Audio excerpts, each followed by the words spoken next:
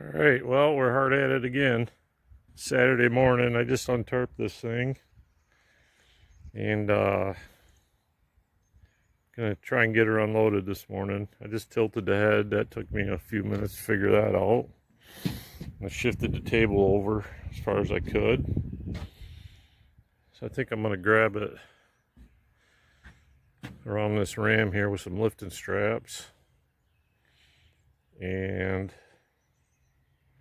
hopefully we can get this thing up, get it off the trailer anyway. Got my helper out here with me. Girls are off dancing, so we're gonna go at her here. I gotta get the backhoe out of the barn, rig up some straps somehow. I don't want to use my chain or anything around that ram, scar it all up. So that's the story. All right. Well, we got the backhoe out of the barn. Started right up, no problems. This thing kind of scares me though. This is like a homemade bucket on here. I don't really trust it. I was gonna try and wrap some straps around that arm, but I can't reach it without sliding this thing over, and I'm not gonna do that. So I think we're just gonna have to go for it. I'm still trying to round up a strap here, but I figure while I got this out, I'll give you the scoop on this thing. My dad bought this, never really used it for anything. We rebuilt the motor, and my mom told me to take it home, make sure it never comes back. So that's what I did. I've been hanging around here ever since. I built a thumb for it. That works pretty sweet. Just whatever I had laying around. It folds down. It's just got a brace that goes in there, so it just locks horizontally basically. But for picking up brush piles and rocks or whatever,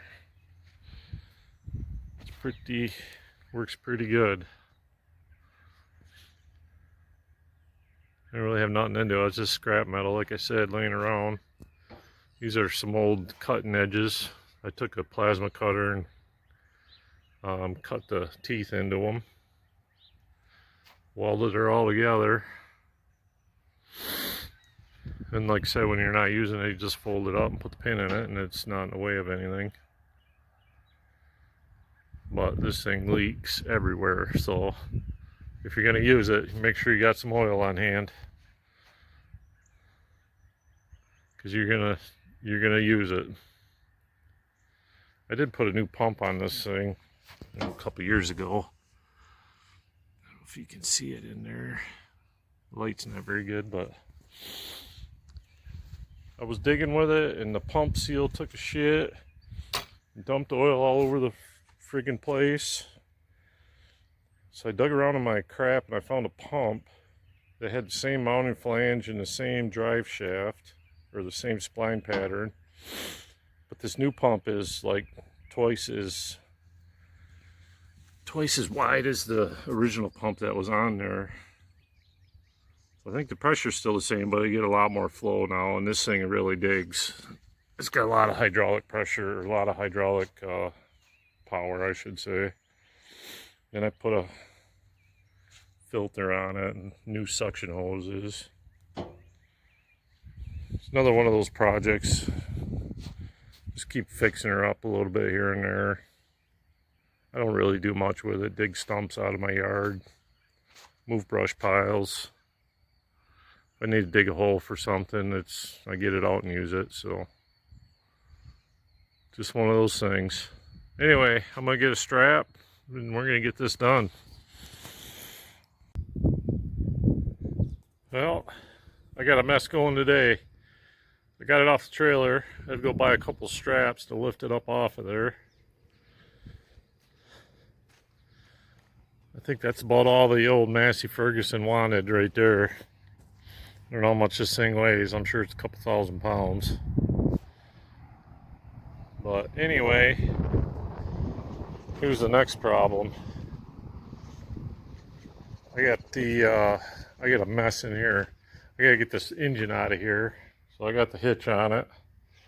I'm gonna go get my Farmall H, hook onto her, get this thing out of the way. But where do I put this mill? You know, I got a lot of cleaning and rearranging to do today. This is gonna be an all-day ordeal. I can see that. That's the problem with you keep bringing stuff home. Eventually, you run out of spaces to put it all. I might have to get rid of my bench maybe or something. I don't know. We'll see. I'll keep you posted. Well, we made it this far. Got the garage cleaned out a little bit. I think I'm going to put it right here. I'm going to slide this toolbox down, get rid of all that crap. I think I'm going to put the mill right here. I might move this toolbox and this parts washer over here. It's just kind of a dead space area anyway. I'll move this valve grinding machine down. Make some room over here anyway. But I'm trying to gingerly pick this up with the bucket. I think I'm going to strap this thing to the bucket so it can't tip over. And then I'm going to run some straps around the top. Maybe around this area, and I'll run them back to the arms here or something. I just want to pick this thing up an inch or two and slide it into the garage here anyway. That's the plan. We'll see how well that goes. Be really nice to have a forklift, but I don't have one of those. So it'd be really nice if I had cement out front. I don't have that either. So we'll make her work. Well, we made it. Got her in the garage, no accidents, didn't hurt nothing. Only took about 4 hours to move it 20 feet, but it ain't bad. So I just got underneath of it with the bucket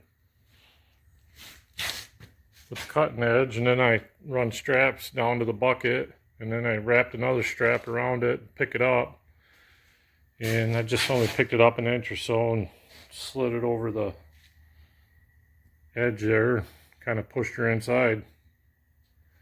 Went pretty good. Now I gotta get her slid over here, which I don't think will be too bad. I might have to pick it up a little bit and throw some round stock under it so I can roll it. I don't know, I made it that far. I gotta get this hole here cleaned out before I get to that stage, so I'll keep you posted. Well, we made it. I think this is its final resting spot. I was able to pick it up just barely with my cherry picker and kind of slide it along the floor. I think that's pretty much maxed out on that thing, but I think this is it. Slid that toolbox down. I think that's going to go right there. Next step is to get all this crap organized and put away, which ought to take the rest of the weekend, but we got her. Took about 4 hours to get it to this point from the trailer to here, at least, so we made her though. Time for lunch. We'll talk to you guys later. I just wanted to show you guys the serial number. 20101. So if anybody knows what year this thing is, let me know. And then I was digging around in the crap there. I found an old broken end mill, drill bit, and a sign from God, I think. Alright, that's it for today. We'll talk to you later.